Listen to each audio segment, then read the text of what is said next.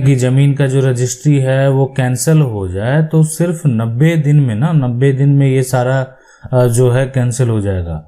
मतलब अगर ये गलती हुई है, अगर इस प्रकार की गलती हुई तो सिर्फ 90 दिन का जो है वो समय दिया जाता है। 90 दिन के भीतर जो है आप चाहेंगे तो उसको रद्द करवा सकते हैं। अब यहाँ पर जो सबसे मेन कारण क्या है वो कैंसिल करवाने का, उसको चलिए समझते हैं। देखिए, ये जो समस्या होता है सबसे ज्यादा तब आता है जबकि ये पैसा जो है वो चेक के माध्यम से दिया जाता है। तो चेक के माध्यम से पैसा दिया गया, लेकिन चेक जो है, अब वो पैसा तो दिया गया, लेकिन अब वो अगर यहाँ पर बात करें क्लियर होगा तब ना। अब चेक अगर क्लियर हुआ ही नहीं तो पैसा, इसका मतलब है पूरा पेमेंट नहीं हुआ। अब जमीन कोई ले लिया और इसका क्या किया, चेक काट के दे दिया। ठीक है, चेक काट के दे दिया तो इसका मतलब है चेक उसको, उसका जो पैसा है वो प्राप्त ही नहीं, वो रजिस्ट्री करवा लिया। ठीक है, तो उस तरह का रजिस्ट्री जो है ना, उसमें सारा कुछ मेंशन होता है कि इस चेक के नंबर के माध्यम से मैंने पैसा दिया। चेक का नंबर भी मेंशन होता है। और अगर ये जो है ना, अगर मान लेते हैं कि चेक क्लियर नहीं हुआ तो एक तय समय सीमा के अंदर जो है 90 दिन के भीतर आसानी से उस रजिस्ट्री को कैंसिल करवा सकते हैं। अब है कि इसके अलावा भी बहुत सारे कारण हैं जो जिसके को लेकर आप रजिस्ट्री अगर चाहें तो उसको कैंसिल करवा सकते हैं। अब देखें, रजिस्ट्री को रोकना और कैंसिल कराना दोनों अलग अलग बातें हैं। अब है कि इस जमीन को अगर कोई बेच रहा है और ठीक है, वो भाई के हिस्से को बेच रहा है, तो उसमें भी बेचने के समय मान लेते हैं आपको पता नहीं चला, आपको जानने नहीं दिया, ताकि आप, नहीं तो आप जो है एक तरह से जो रजिस्ट्रार है उसके पास भी आप आवेदन दे देते। ठीक है, कि यहाँ पर जो है एक तरह से मेरे जो भाई हैं वो अपना हिस्सा बेच चुके हैं, उसी प्लॉट में अगर अपना हिस्सा बेच चुके हैं। ठीक है, और आपका शेयर बेचा जा रहा, तो एक आवेदन आप लगा सकते हैं रजिस्ट्रार के ऊपर। दूसरा जो है यहाँ पर ये है कि अगर ये आपको पता नहीं चला, इसको बेच दिया गया, अब इसकी बिक्री हो चुकी है, वर्तमान में ये एक तरह से जमीन, आपके हिस्से जमीन को जो है कोई और खरीद लिया है, कोई और के पास है। ठीक है, के पास है, तो ये सभी केस में ना, ये जो तमाम केस हैं, इस केस में क्या होने वाला, अगर ऐसा होता है तो क्या होगा। ठीक है, तो देखें, अगर ऐसा होता है तो होगा क्या। सबसे बड़ी बात है कि होगा क्या। जमीन की रजिस्ट्री जो है अगर गलत तरीके से किया गया है, फर्जी तरीके से किया गया है, धोखे से किया गया है, तो वो रजिस्ट्री जो है वो तब कैंसिल हो जाएगी जब वो गलत तरीके से किया गया। मतलब आप अगर जो है वो ऐसा जमीन खरीद लिए जो कि कोई व्यक्ति हिस्सा बेच दिया है ना, या उस पे अगर केस चल रहा है ना, ये सारा जो विवाद है कि किसी का शेयर नहीं बेचा जा सकता है। बहुत लोग क्या कर रहे हैं कि सरकारी जमीन को ही बेच दे रहे हैं। ये विवाद थोड़ी बहुत बड़ा विवाद है। ये जो है अगर बात करें, ये जो सबसे कारण है, मुख्य कारण है, सरकारी जमीन की खरीद बिक्री, बहुत सारे तो सोसाइटी बन गए हैं। ठीक है, लेकिन सरकार के द्वारा भी एक्शन लिया जा रहा है जब जरूरत पड़ रहा है सरकार को कि नहीं, ये जमीन तो मेरी है, और ये जमीन सरकार को उस समय पहले से ही पता है, कॉलोनी बनने टाइम ही पता है, लेकिन सरकार जो है उस पे उस समय एक्शन नहीं ली। वर्तमान में जो सरकार है उनको हो सकता है कि उनसे एक तरह से दया हो, है ना, उन पर वो तरस खाकर जो है उस पर एक्शन नहीं लिए। लेकिन मान लेते हैं कि उसके बाद पे जो पहले की सरकार, पिछली सरकार है, और वर्तमान में जो सरकार है वो उस पर एक्शन ले रही है, तो ये ऐसा हो सकता है, कोई बड़ी बात नहीं है, ऐसा हो सकता है, कोई बड़ी बात नहीं है। लेकिन यहां पर गलती कौन किया, धोखा कौन किया, वो व्यक्ति जो कि क्या किया, सरकारी जमीन को ही बेच दिया।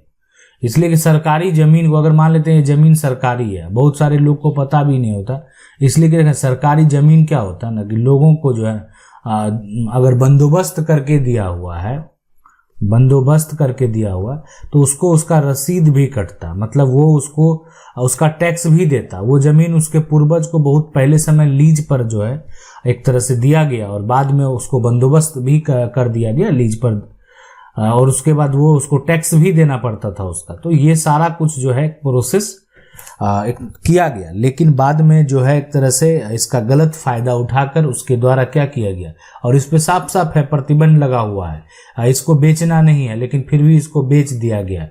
और उस पर मकान भी लोग बना लिए, बहुत सारा मकान बन गया, बहुत सारा सोसाइटी बन गया।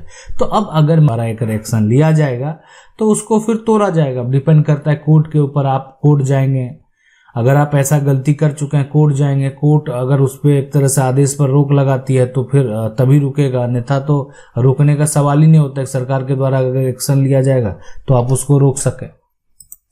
तब आप सवाल है कि आखिर करना क्या है, कैसे बचें, हमको कैसे पता चला कि हम जो है चलेगा कि हम सही जमीन खरीद रहे नहीं खरीद रहे, ठीक है।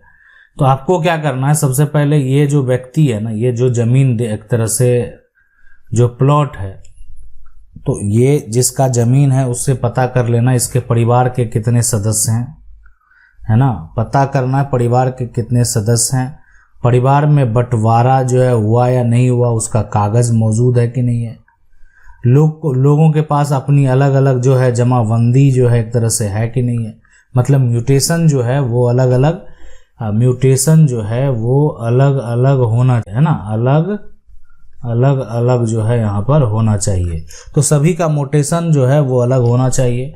अगर ये भी है म्यूटेशन अलग अलग है, ठीक है, तो सब कुछ देखने के बाद और किसी प्रकार का कोई केस जो है वो नहीं चल रहा, तो वो जाएंगे आसपास में, बगल में परिवार के जो सदस्य हैं, अगल बगल के लोग हैं, वो आपको बता देंगे, उनके पास जानकारी होगी।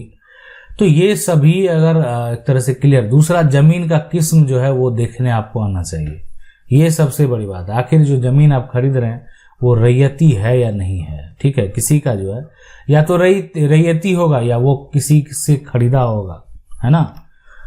तो ये किस्म भी देखना बेहद जरूरी है कि आप जो जमीन खरीद रहे हैं वो किस प्रकार की जमीन है, क्या वो गैर मजरूआ जमीन तो नहीं आप खरीद रहे हैं, क्या आप खास महल की यहाँ पर जो है एक तरह से जमीन तो नहीं खरीद रहे हैं, क्या आप सिकमी जो है एक तरह से जमीन तो नहीं खरीद रहे हैं।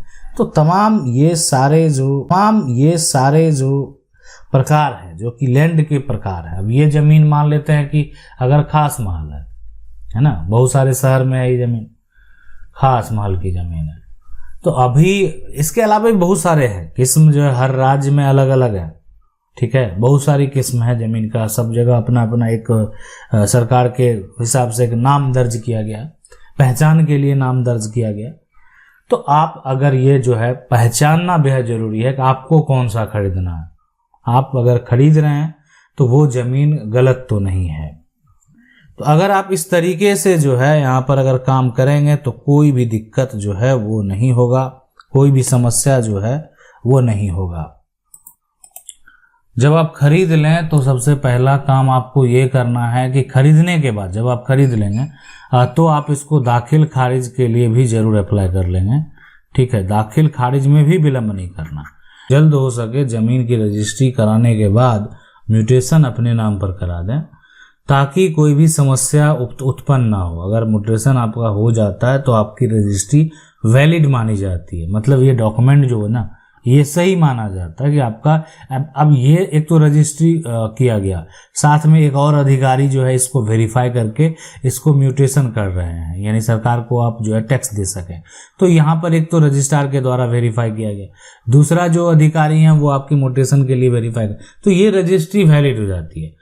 तब भी किसी को लगता है कि नहीं रजिस्ट्री में गलती हुई है, त्रुटि हुई है, समस्या है, तो ये सभी के लिए फिर तो विकल्प होता है कि लोग सिविल कोर्ट से अपना केस तो लड़ ही सकते हैं। तो लोगों को तो ये है ही कि अगर मान लेते हैं समस्या है तो आप सिविल कोर्ट जा सकते हैं, अपना जो है समस्या का हल वो निकाल सकते हैं। फिर आप रजिस्ट्री जो है ऐसे किसी प्रकार से उसको रद्द नहीं करवा पाएंगे, आपको सिविल कोर्ट जाना ही होगा और सिविल कोर्ट जाने के बाद ही आप उसको जो है कैंसिल करवा पाएंगे, ठीक है।